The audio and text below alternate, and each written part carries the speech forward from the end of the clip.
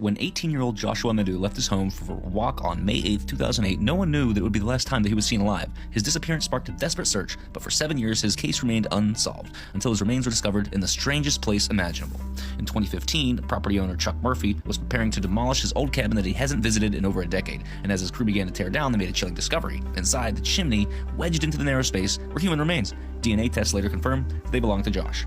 For investigators, the discovery was bizarre. Why was Josh in the chimney? How long had he been there? And most importantly, how did he get there?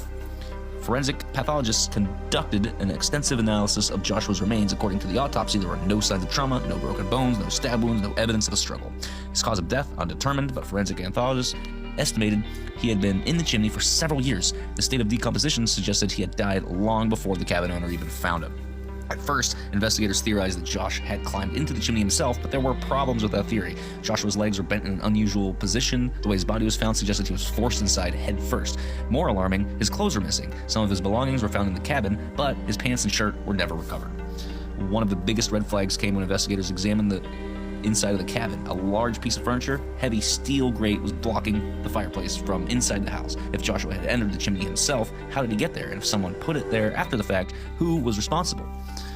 FBI behavioral analysis were consulted to determine if Joshua's death showed signs of homicide. The most pressing question was, did Josh even enter the chimney alive? There were no signs of forced entry into the cabin. And there was no evidence that Josh had been attacked. However, the unusual crime scene elements, his body position, the missing clothing, and the furniture blocking the chimney suggest deliberate staging. According to police reports, Joshua was last seen alive on the day he went for a walk, but in the weeks prior, he had been spending time with a man known for violent behavior. One of the people Josh was last seen with later went on to murder a family in New Mexico. Some investigators believe this man should have been investigated further, but there was never enough evidence to charge him with Joshua's death. Despite multiple investigations, Joshua's death remains a mystery. Officially, police never ruled it a homicide, but there was also never provided an alternative explanation. Today, theories range from foul play to accidental misadventure, but the truth about what happened to Josh may never be known.